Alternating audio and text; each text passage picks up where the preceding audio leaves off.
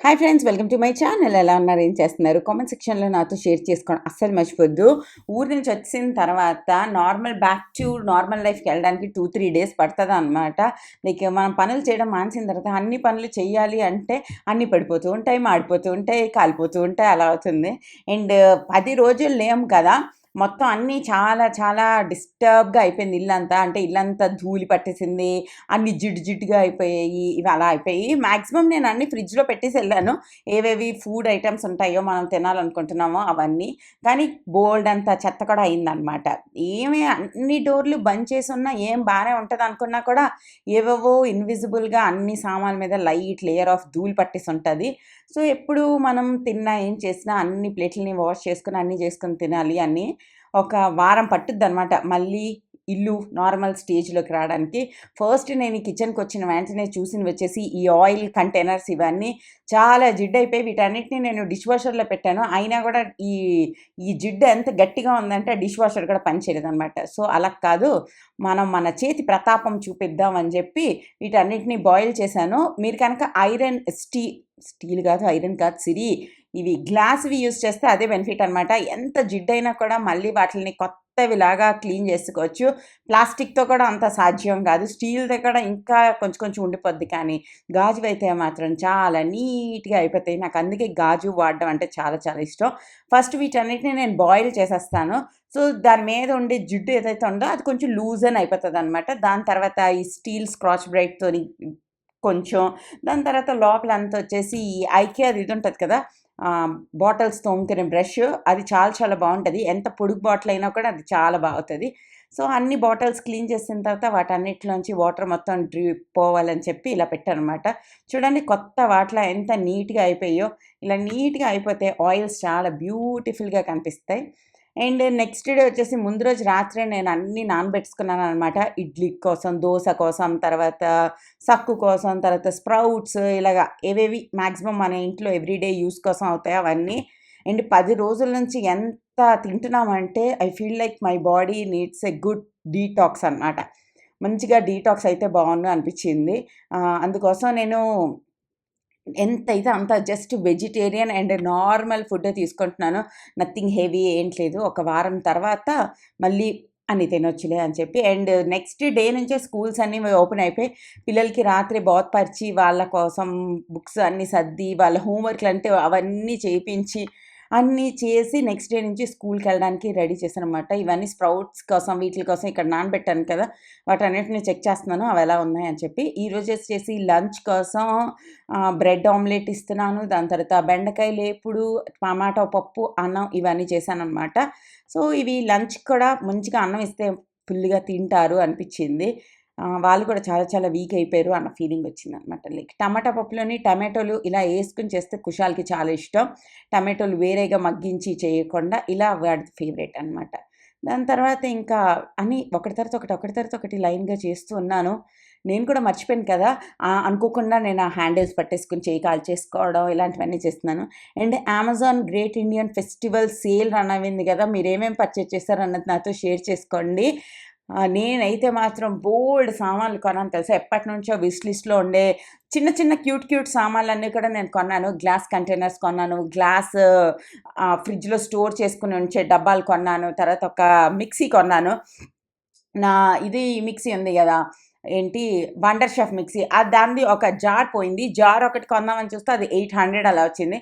దాని బదులు మిక్సీయే కొనేసుకోవచ్చు కదా అనేసి థింక్ చేసి 2200 ఇచ్చి ఇంకేదో కంపెనీది, ఏదో ఏ కంపెనీయో గుర్తు రావట్లేదు సడెన్‌గా. ఆ కంపెనీది మిక్సీ కొన్నాను. దాంట్లో 5 జార్స్ వచ్చాయన్నమాట. నాకు చాలా చాలా నచ్చింది. నేను నెక్స్ట్ వీడియోస్‌లో అవి కూడా మీకు షేర్ చేస్తాను. ఇవన్నీ నేను నా ఓన్ డబ్బులతో కొనుక్కున్నవి. Nothing sponsored. అమెజాన్ ఏమి నాకు స్పాన్సర్ చేయలేదు, ఏం చేయలేదు.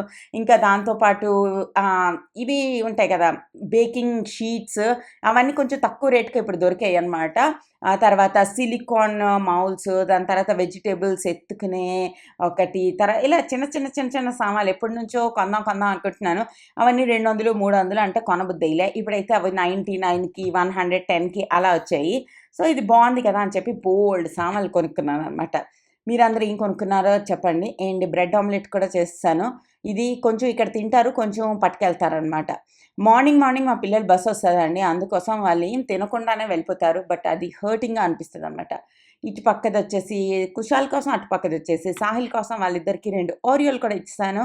అండ్ వాళ్ళిద్దరిని ఎళ్లి బస్ ఎక్కించేసి వచ్చిన తర్వాత ఇంక మన పనిలో మునిగిపోయాననమాట. ఫస్టొచ్చేసి మనము గారెలు కాదు, సక్కు కోసం ఇచ్చేస్తాం. ఇవేవైనా కడిగిన నీళ్ళు మొక్కలకేస్తే చాలా మంచిది మొక్కలకి.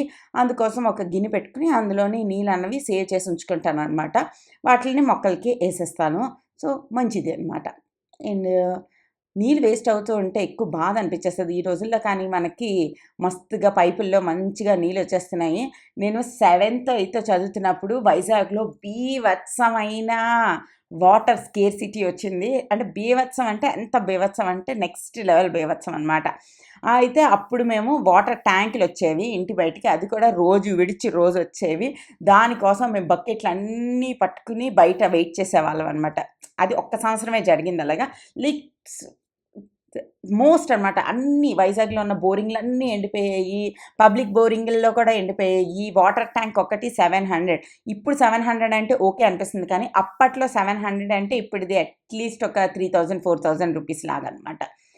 సో, ఆ వాటర్ ట్యాంక్ కోసం వెయిట్ చేసి, వాటర్ ట్యాంక్ పట్టుకుని, నేను సైకిల్ మీదెళ్ళి 2 సైడ్‌లు 2 బకెట్ పట్టుకొని తీసుకొచ్చాం. అంత స్కేర్సిటీ ఉండేది. ఇప్పుడు అన్నీ మంచిగా సిటీస్ అన్నిట్లో అన్నీ దొరుకుతున్నాయి. అండ్ మన పిల్లలకసలు తెలీదు కదా! వాటర్ ప్రాబ్లమ్ వస్తే బకెట్లతో నీళ్ళు తీసుకురావడం తెలీదు. కరెంట్ పోతే స్నేక్ అండ్ ల్యాడర్, దాడి, గేమ్స్ ఆడడము తెలీదు. ఇవేవి వీళ్ళకసలు స్వీట్ మెమోరీసే లేవన్న ఫీలింగొచ్చింది. మొన్నెప్పుడో మా ఇంట్లోనే ఒక హాఫ్ ఎన్ అవర్ కోసం కరెంట్ పోయింది. బ్యాకప్ ఆన్ అవ్వలేదు. ఏమైందో తెలీదు. ఎవ్రీవన్ కరెంట్ పోయింది మమ్మ, కరెంట్ పోయింది మమ్మ, కరెంట్ పోయింది. హారా బాబు కరెంటే పోయింది. కరెంట్ పోయిందని ఏడుపా, వైఫై ఆగిపోయిందని ఏడుపా. ఎందుకు ఈ గోల అనుకున్నా. మనం అన్ని వైఫైల్లోనే రన్ చేస్తున్నాయి కదా!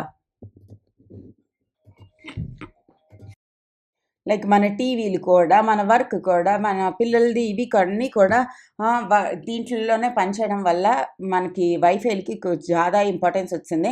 అప్పుడప్పుడు నాకు అలా ఫీలింగొస్తది. వైఫైలు ఆపేసి ఒక 2, 3 రోజులుంటే ఫిజికల్ డీటాక్స్‌తో పాటు మెంటల్ డీటాక్స్ కూడా అవుతది. అండ్ బుర్రకి చాలా శాంతి వస్తది అని చెప్పి మొన్న నేను ఏదో వీడియోలో చూసాననమాట. మనం మన కళ్ళకి, మన చెవులకి, మన టంగ్‌కి కూడా ఉపవాసం చేయాలంట. ఉపవాసం అంటే మనం అందరం ఓన్లీ తినకుండా ఉండడమే అనేసుకుంటారు. అలా కాకుండా ఆహ్, మన మిగతా అవయవాలన్నిటికి కూడా ఇది చెయ్యాలి అంటారు. ఇది వచ్చేసి అగారోది కొన్నానన్న విషయం నాకు కొనిన తర్వాత నాకు గుర్తొచ్చింది. నేనసలు 3 బౌల్స్ ఆ పెద్ద బౌల్ అంతే వస్తదనుకున్నా. బట్ ఇవి చాలా చిన్నదొచ్చింది. ఈ అగారోదైనా కూడా నేను కొన్నానండి బాబు. అగారో అనగానే మీరు స్పాన్సర్ అని అనేసుకోకండి. అగారో కూడా నేను బోలెడన్ని సామాన్లు కొన్నాను. ఆ కత్తులు నేనే కొన్నాను. బోలెడన్ని సామాన్లు నేను నా మట్టుకు నేను కూడా కొనుక్కున్నాను. ఓకేనా. ఆళ్ళు పంపించేవి చాలా కొంచెమే. అండ్ ఎనకాతల 'ఏ రిష్తా క్యా కెహలాతా హై' వస్తుంది. ఆ రిష్తాలోని ఈళ్ళకి నచ్చినట్టు క్యారెక్టర్‌లని చంపేస్తారబ్బా! ఆళ్ళ ఏజ్‌తోని వాటిలతోని వాళ్ళకేం పనుండదు. వీడి క్యారెక్టర్ పెద్దగా అవసరం లేదా? ఓకే. ఈడిని లేపేయి. ఈడి క్యారెక్టర్‌లోని ఎక్కువ సింపతి రాట్లేదా? అయితే ఓకే. ఈడిని లేపేయి అని చెప్పి పచక్ మని మనుషుల్ని లేపేస్తూ ఉంటారు. ఓహ్ మై గాడ్! అనుకున్నా. ఈలోపు మన గ్రైండర్‌లోదయిపోయింది. నాకు గ్లాస్ సామాన్లు యూజ్ చేయడం అంటే మస్తు ఇష్టం అండి. అవేంటో చాలా అందంగా కనిపిస్తాయి నాకు. అందులో ఏమేసినా ఇట్స్ జస్ట్ మినపప్పు ముద్ద. అయినా కూడా నాకు చాలా బ్యూటిఫుల్‌గా కనిపించేస్తుందనమాట నా కళ్ళకి. అండ్ ఈ గ్రైండర్ కొని ఆల్మోస్ట్ 12 13, 14 ఇయర్స్ అయిపోయింది. ఇప్పటి వరకు ఎంత నీట్‌గా పనిచేస్తుందో. కొన్ని సామాన్లు మన ఇంట్లోకొచ్చాక ఇంకా అవి ఎప్పటికీ మనతోనే అలా ఉండిపోతాయి. అవి దే ఆర్ నేనుంటా పాపా నీతోని. నీతో లైఫ్ అంతా నేనుంటా అన్నట్టవుతాయి. కొన్ని సామాన్లు మారుతూనే ఉంటే దిస్ ఫ్రిడ్జ్ ఈస్ అవర్స్ ఎన్నో ఫ్రిడ్జ్ తెలుసా? 1, 2 ఇది మా థర్డ్ ఫ్రిడ్జు. మేము కల్కటాలో ఒకటుండేది, ఢిల్లీలో ఒకటుండేది. ఇప్పుడు హైదరాబాద్‌లో ఒక్కటనమాట. హైదరాబాద్‌లో కూడా ఢిల్లీ నుంచి హైదరాబాద్‌కి తెచ్చాము. బట్ ఈ ఇంటికొచ్చినప్పుడు ఈ పెద్ద ఫ్రిడ్జ్ తీసుకున్నాము. సో, కొన్ని సామాన్లు మనతోనే ఎప్పటికి ఉండిపోతాయి. ఈ గ్రైండర్ అయితే అది సాహిల్ పుట్టినప్పుడు వాడికి ఇడ్లీలు తినిపించాలి. మిక్సీలో బాగా ఇడ్లీలు రావట్లేదంటే మా మమ్మీ నాకు వైజాగ్‌లో కొనింది. ఇప్పుడు కానీ అన్ని ఊర్లో అన్ని రకాలు దొరికేస్తున్నాయి. అమెజాన్‌లో అన్నీ ఆర్డర్ చేసుకోవచ్చు. ఒక 15 ఇయర్స్ ముందు ఇప్పుడు మిక్సీ కావాలంటే అది మన ఆంధ్ర, తెలంగాణ ఏరియాల్లోనే దొరుకుతదనమాట. ఇట్స్ కల్కటాలో ఆవిడకి గ్రైండరే తెలీదు. గ్రైండర్‌తో ఏం చేస్తారు అన్నట్టు ఆళ్ళనుకుంటారు. కానీ ఇప్పుడు అమెజాన్ వచ్చి అందరిది లైఫ్ ఎంత కంఫర్టబుల్ చేసిందంటే అంత కంఫర్టబుల్ చేసింది. ప్రపంచం చాలా చిన్నదయిపోయింది అంటాం కదా! అలా అనమాట. ఇంతకుముందు పిల్లలకి చదివించాలంటే కూడా మనకి ఎక్కువ నాలెడ్జ్ ఉండాలి. దాని తర్వాత మనకి లైబ్రరీ ఉండాలి. వాళ్ళు అడిగిన క్వెషన్ ఏదైనా తెలియకపోతే మనము వేరే వాళ్ళని అడగాలి. ఇప్పుడు ప్రతీదీ మనకి ఎవ్రీథింగ్ ఈజ్ అవైలబుల్. ఇప్పుడు కూడా మనం ఏమి చేయలేము, పనులు చేయలేము అంటే ఇట్స్ సో లైక్ మహా ఇప్పుడు చేయలేమంటే మనం ఎప్పుడు చేయలేమనిపిచ్చింది. తర్వాత నేను ఈ టమాటోలు బోలెడున్నాయనమాట. ఆల్మోస్ట్ 2 కేజీలో ఎంతో ఆర్డర్ చేశారు సంతోష్. అందులో ఒక కేజీ టమాటోలతోని క్యూబ్స్ చేసి ఉంచేసుకుందామని డిసైడ్ అయ్యా. ఈ cubes are like super helpful అనమాట. మనకి రసం పెట్టుకోవాలన్నా, టమాటా పప్పు చేసుకోవాలనుకున్నా, టక్కుమని ఏదైనా ఒక సూప్ చేసి ఇచ్చేయాలన్నా పిల్లలకి చాలా చాలా యూజ్‌ఫుల్. కిందటిసారి చేశాను కదా! ఎంత బాగా అనిపించిందంటే అంత బా అనిపించింది. గ్రేవీస్‌లో టక్కుమని ఏసేయాలన్నా అండ్ ఫ్రిడ్జ్‌లో స్పేస్ సేవ్ చేసుకోవాలి. ఇప్పుడు మళ్ళీ ఆనియన్స్ రేట్ చాలా ఎక్కువైపోయింది చూసారా? కేజీ ₹80 ₹90 అయిపోయింది. సో, ఇలా కొంచెం చేసుకొని ఫ్రిడ్జ్‌లో పెట్టుకుంటే చాలా చాలా మంచిదనమాట. అందరికీ డిఫరెంట్ డిఫరెంట్ రెసిపీస్ ఉంటాయి. నాకైతే ఫస్ట్ నేను టమాటోస్ అన్నిటిని మూడికెళ్ళి తీసి కట్ చేసేసుకొని మిక్సీ యేసుకుంటాను. దాని తర్వాత ఒక 4, 5 స్పూన్ల ఆయిల్ యేసుకుంటా. దాంట్లోని టమాటోలన్నీ యాడ్ చేసేస్తాను. ఇవి 20% వచ్చే వరకు నేను మిక్స్ చేస్తుంటాను. థిక్ బాటమ్ ఉన్నదానికి చేసుకోండి. అప్పుడే బాగా వస్తాయి. లేకపోతే మాడిపోద్ది. మాడిపోతే కంపు కంపు అయిపోద్దనమాట. మాడిపోతే అన్ని కూరల్లోని ఆ మాడిపోయిన స్మెల్లే వస్తది. సో, అలా కాదు. మాడిపోకుండా థిక్ బాటమ్ ఉన్నది తీసుకొని చేసుకోవాలి. ఏంటి ఈలోపే నాకు ఇంకొక పార్సిలొచ్చింది. అదేంటో చూసేద్దాం. ఇది ఐ థింక్ నేను ఇది ఫ్రిడ్జ్‌లో స్టోరేజ్ బాక్సెస్ కోసం తీసుకున్నాను. నా పాత ఐకియా బాక్సెస్ మూడో, నాలుగో ఉంటే అందులోని కొన్నిటికి కప్పులు పోయాయి. కొన్నిటికి బోరింగ్ అయిపోయాను. అలా అనిపిచ్చి ఇవి కొన్నాననమాట. ఈ ప్యాక్ ఆఫ్ 3 నాకెంత 999 ఎంతో పడింది. నాకు చాలా నచ్చాయి. ఎంత కంఫర్టబుల్‌గా ఉన్నాయన్నమాట. వీటితో బెనిఫిట్ ఏంటంటే, మనకి ఫుడ్స్‌లో ఏం పెట్టాము అన్నది మనకి కనిపించేసేస్తది. లైక్ నేనెప్పుడు అన్నం, పప్పు పెట్టి మర్చిపోతా ఉంటాననమాట. అదో 3 రోజుల తర్వాత తీసి ఎతికితే, ఆ 3 రోజుల తర్వాత ఎవరు తింటారు?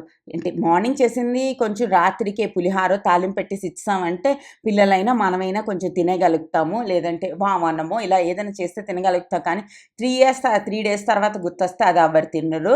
అండ్ 3 డేస్ తర్వాత ఆ అన్నం కూడా అదొక రాగా క్రిస్టలీగా అయిపోతది. దీంట్లోని నేను కొద్దిగా ఉప్పు యాడ్ చేసుకుంటాను అంతే. కొంచెం పసుపు యాడ్ చేసుకుంటాను. పసుపు యాంటీబయాటిక్ కాబట్టి చాలా మంచిది. అండ్ ఉప్పు మనకి న్యాచురల్‌గా పాడవకుండా ఉండడానికి హెల్ప్ చేస్తది.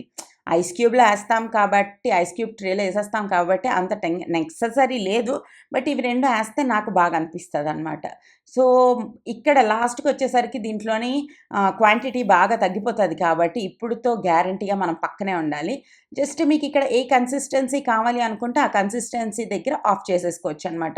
చూసాండి మధ్య మధ్యలో మనం కలుపుతుండడం వల్ల అడుగు అంటకుండా నీట్‌గా వస్తది. దీని స్మెల్ కూడా చాలా చాలా బావుంటది. మీరు ఎగ్ కర్రీలో దేంట్లో ఏసినా కూడా మనకి తెలీదనమాట. మనం డీఫ్రాస్ట్ చేసాము అలాగేం తెలీదు. నార్మల్‌గా మనం అప్పుడే రుబ్బీసి చేస్తే ఎలా ఉంటదో అలాగే ఉంటది. తర్వాత అది చల్లగా అవ్వనివ్వాలి. వేడిగా అస్సలు పెట్టకండి. చల్లగా అయితే ఇంకొంచెం థిక్ అయిపోతది. దాన్ని మనం ఐస్ క్యూబ్ ట్రేల్లో ఏసేసుకొని ఒక 12 అవర్స్, 15 అవర్స్ కోసం ఐస్ చేసేద్దాం అంతే.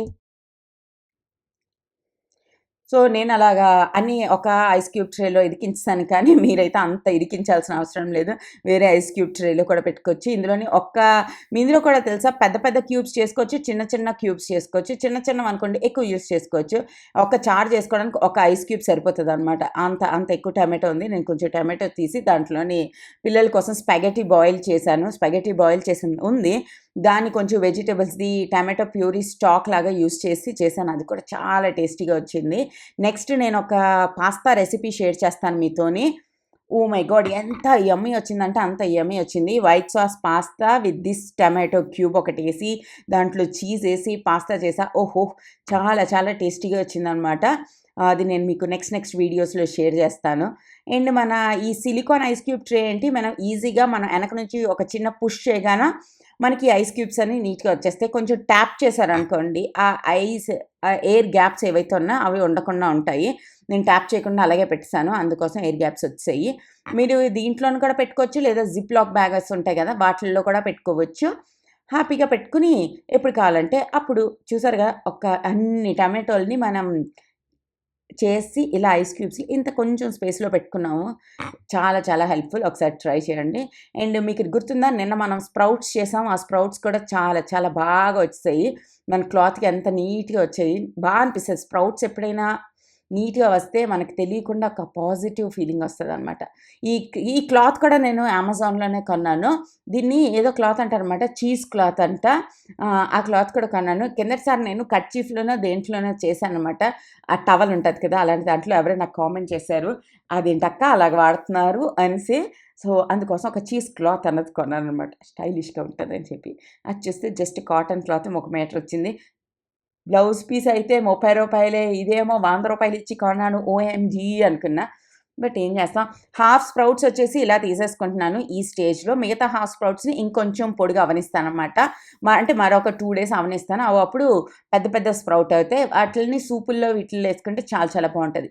ఇప్పుడే మనము కొరియన్ కుకింగ్ ఇవన్నిటి మీద కొంచెం ఇంట్రెస్ట్ చూపిస్తున్నాం కదా! అందులో అందరూ స్ప్రౌట్స్ పొడుగు పొడిగివి చేసుకొని తింటూ ఉంటారు. సో, నాకు కూడా బాగా అనిపించిందనమాట. ఐ హోప్ ఈ వీడియో మీకు కొంచెం మోటివేట్ చేసిందనుకుంటాను హౌస్ హోల్డ్ వర్క్స్ చేసుకోవడానికి. మరో వీడియోతో మళ్ళీ రేపు కలుస్తాను. అప్పటి వరకు టాటా, బాయ్ బాయ్. జాగ్రత్తగా ఉండండి. హ్యాపీగా ఉండండి.